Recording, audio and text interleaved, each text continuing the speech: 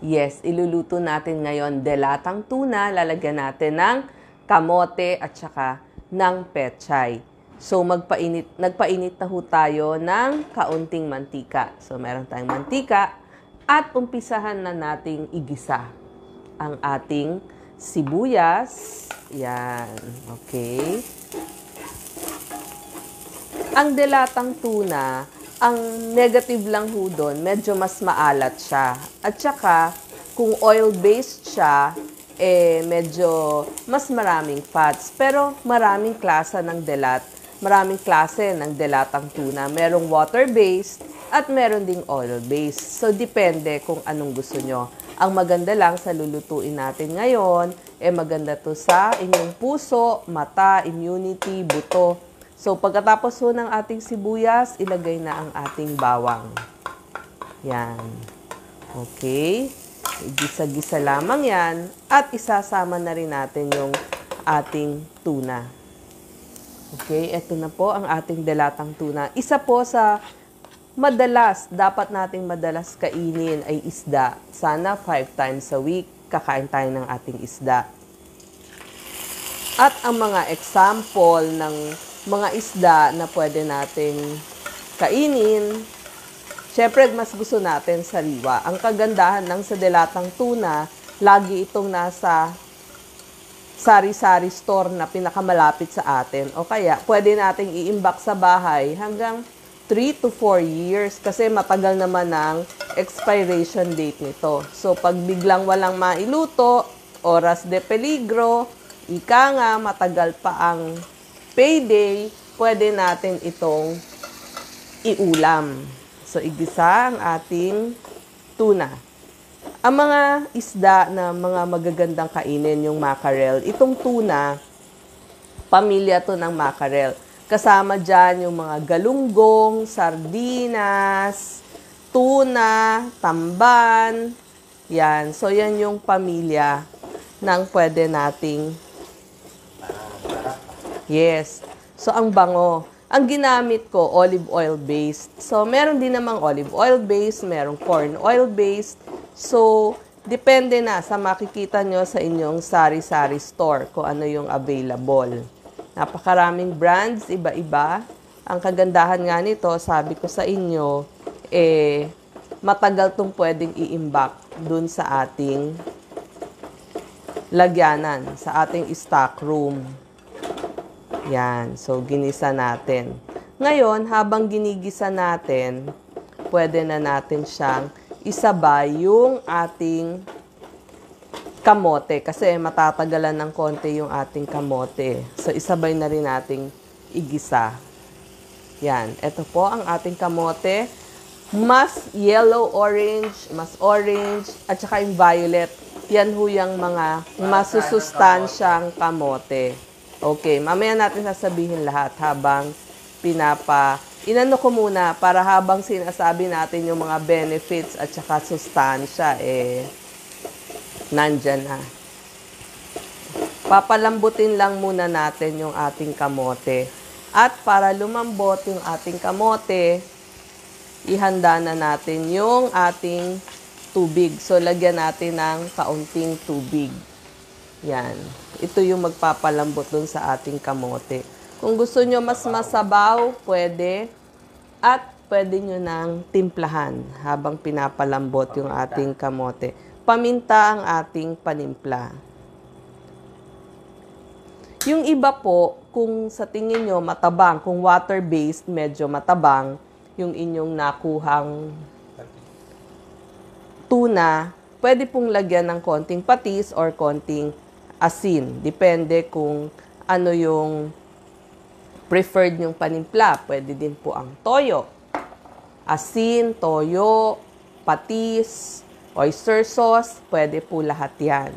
Okay, so tatakpan ko muna para lumambot yung ating patatas. Ngayon, ang maganda sa delatang tuna, sabi ko nga, mataas sa protina muna yung ating delatang tuna. So, mataas sa protina. Marami itong omega-3 fatty acid, lalo na yung tinatawag nating DHA, vitamin D, selenium, iodine, potassium, isda. So, marami siyang iodine. Yung omega-3 fatty acid natin, yung sinasabing DHA, maganda yan sa puso, sa mata, sa ating utak, at nagpapababa ito ng LDL cholesterol o yung bad cholesterol. Yun lang nga, mas mataas sa asin kapag delata. At dahil canned tuna siya, pamilya po ito ng mackerel. Kasama nga ng mga galunggong, hasa-hasa, tamban. Ito rin ho ay maraming taurine. So, para sa proteksyon ng inyong heart. Tapos, vitamina, mineral. Halimbawa, calcium. Kaya sabi ko, itong lulutuin natin, maganda to sa buto, sa muscle. Magnesium para magka-energy kayo. Vitamin D, immunity. Sa buto din ninyo.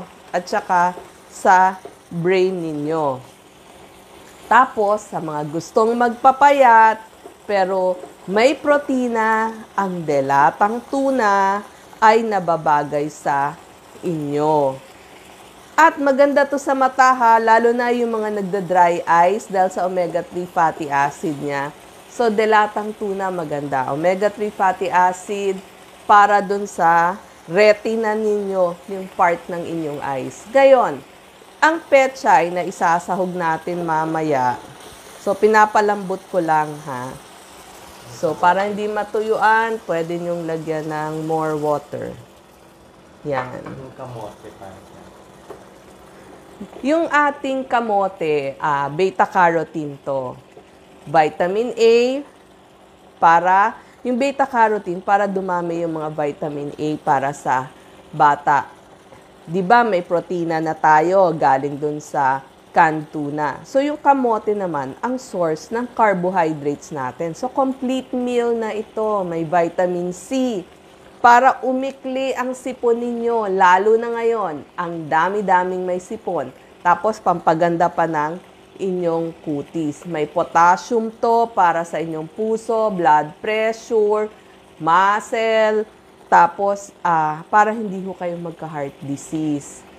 Tapos, may manganese para sa paglaki, vitamin B6 para sa energy, at vitamin E, antioxidant. Yan. Pwede nyo pong takpan, di ko lang tinatakpan para makita nyo yung pagluluto. Yung pechay naman, ang tawag dito, snow cabbage. Yan. Sa Ingles, snow cabbage.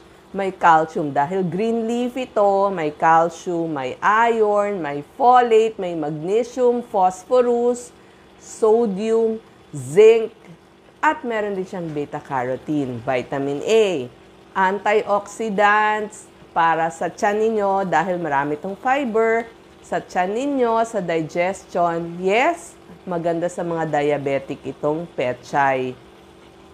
So, itong niluto natin, complete na talaga siya. Complete meal na. Yan. So, pag malambot na yung ating kamote, ilalagay na natin yung ating pechay. Yan. Diba? Sabi ko nga sa inyo, complete meal na to. Lahat ng kailangan nyo. Kaya ko nilagyan yung tuna ng kamote, tsaka ng pechay. Sabi ko nga, pag oras de peligro, malayo pa ang sahod, pampadami. Tapos, makakakain pa ng gulay yung inyong pamilya. Bukod dun sa pangpadami. Yan. Di ba? Dadami na yung niluluto ninyo, mas maraming makakakain. So, mas matipid. Ang pechay, pagkalagay nyo, mga 2 minutes lang, pwede na yan. tatakpan. Pag sa oras. Yes, dapat sana tatakpan. Pinapakita ko lang sa kanila na paano iluto, kaya hindi ko tinatakpan. Tapos, habang hinihintay na ho natin yan, pwede ba pahingi pa konting tubig? Yan. Di ba kanina, tinimplahan na natin yan. Habang pine-prepare natin, Itlog. maganda pa to. Talagang complete meal. Ang itlog, isa din to sa mga superfoods. Yan. Magbati tayo ng itlog. Pagpaluto na, hanguin, ilalagay natin tong itlog bago hanguin. Yan. Pwede niyong timplahan ng konting asin yung inyong itlog. Yan, may konting asin, may konting paminta. Lagi kong tinitimplahan yung aking egg ng paminta at saka ng asin para mas masarap yung ating egg. Alam nyo ba, pwede nyo ring lagyan ng patis itong ating egg. Whichever, kung ano man yung gusto nyo, pwede ring toyo para gumanda yung kulay. So, kung ano yung preferred nyo, pwede. So, end na ho ito. Pinapakita ko lang. So, ano yan? Yan. Asin, paminta. Paano siya ihahalo mamaya? Mamaya, ilagay mo lang. So, ito. Pag gusto nyo mas matubig, yan. Okay.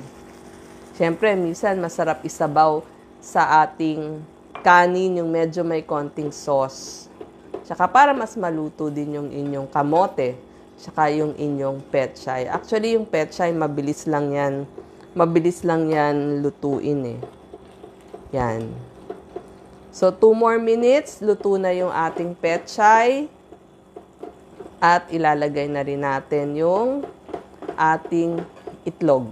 Last po yung itlog. Papatong siya. Hindi, ihahalo mo lang yung itlog. Yan, okay. Yan.